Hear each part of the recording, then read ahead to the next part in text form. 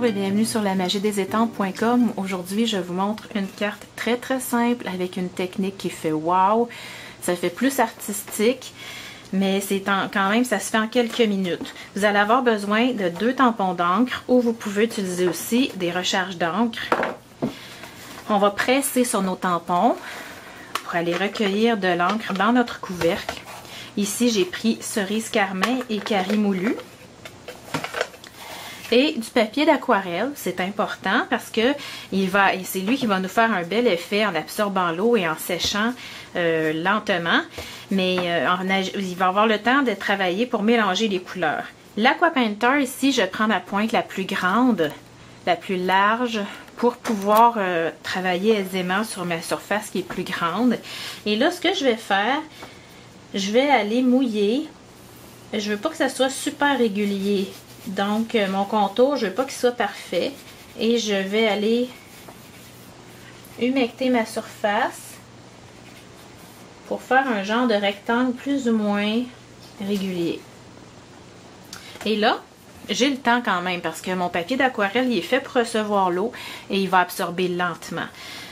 Donc, je vais récupérer de l'encre Carie moulu et je vais l'appliquer sans laisser tomber nécessairement de gouttes d'eau, de peser sur mon réservoir d'Aqua Painter. L'eau va s'en aller, l'encre va être distribuée où est-ce que c'est mouillé seulement. Donc, le fait d'humidifier préalablement, ça nous permet d'aller faire comme une barrière pour pas que ça s'en aille n'importe où.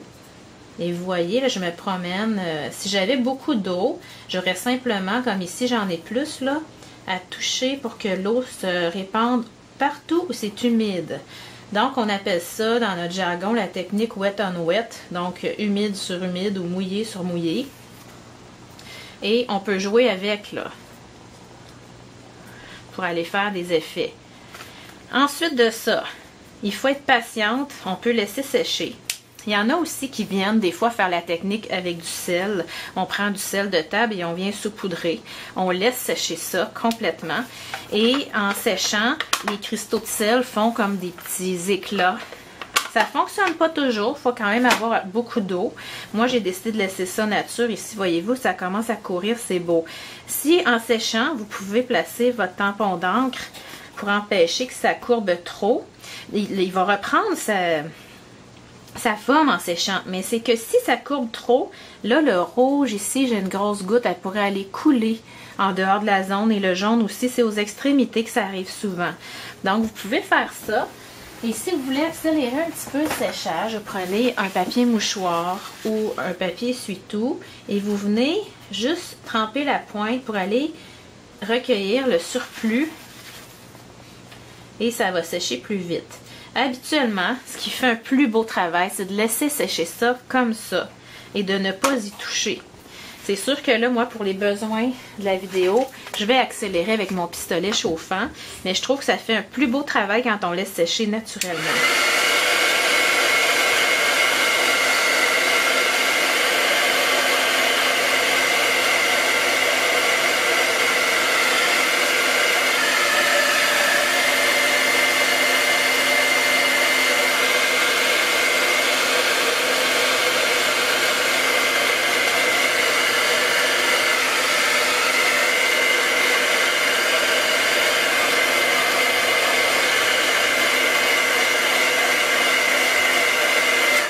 On va dire que c'est parfaitement sec. On peut faire un test, là. Oui, c'est pas mal sec. Alors, étape suivante, on va aller faire du gaufrage. Je prends mon compagnon de gaufrage et c'est vraiment important si ça a été humide et c'est plein de petites textures, le papier d'aquarelle. Donc, on essaie de... On veut pas que notre poudre aille gaufrer aller dans tous les petits trous. Je prends le jeu ici, Timeless Talk, que j'adore. Et moi, je m'en fais pas avec les vœux ici. On en a tellement qui rentrent dans la petite bulle ici, là. Donc, je vais faire un modèle différent que mon échantillon. Et puis, on prend du Versamark. Oh, je sais pas si mon étampe était tout à fait propre. Oui. OK, alors on vient étamper. Et on pèse un peu plus fort parce que Comme le carton est texturé, ça va retenir plus l'encre d'aller dans les petits trous là. Ok, on y va ensuite avec de la poudre à gaufrer blanche.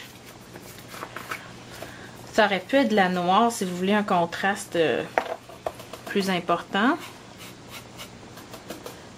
Et là, c'est vraiment important d'aller enlever s'il y en a qui se retrouvent à l'endroit où vous ne voulez pas en avoir, comme ici. Parce que ça paraît pas beaucoup quand c'est pas fondu, mais quand c'est fondu, ça paraît énormément. Donc, on fond.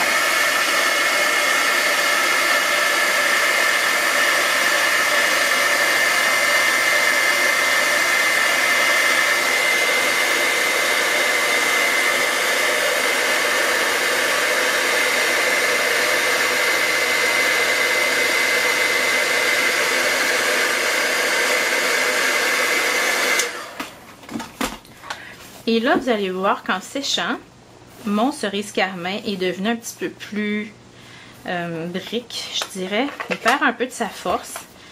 Donc, ça me permet, je vais vous montrer mon échantillon.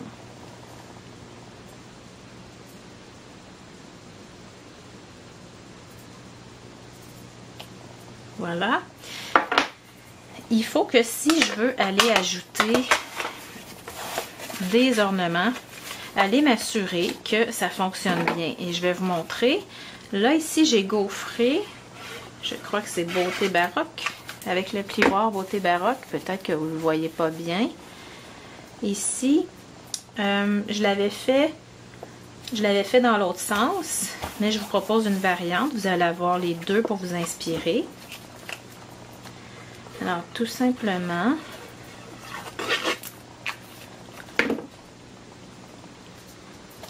on vient coller ici et on appuie au dos pour pas rien abîmer. Ce à quoi j'ai pas pensé en changeant mon modèle, c'est que là j'aurais plus d'endroit pour aller mettre ma petite fleur. Ben, peut-être, je vais regarder. Quand c'est bien collé, voilà ce que ça donne. Quand je parlais de petites fleurs ici, les dahlias, voyez-vous, ma couleur c'était cerise carmin, comme mon fond. Mais en étant dilué avec de l'eau et mélangé avec le carré moulu, ça tire beaucoup vers Pétale de Prime Vert qui fait partie des modèles de dahlia. Voyez-vous, c'est la plus pâle. Alors que ça, c'est Frisson Framboise, ça aurait pu être joli aussi. Je sais pas si je peux me permettre. Oui, on pourrait en mettre un là, voyez-vous. Frisson Framboise ou bien l'autre. Je vais prendre la plus pâle. Alors, c'était ma vidéo. Wow pour la journée, pour la semaine. On vient coller avec un point de colle. Si on désire, on peut venir ajouter du Smoosh Spritz, ce qui est très beau. Vous avez une variante, celle qui est accélérée au pistolet chauffant et celle qui a séché naturellement. Alors voilà, j'espère que ça vous donne des bonnes idées. Bonne journée!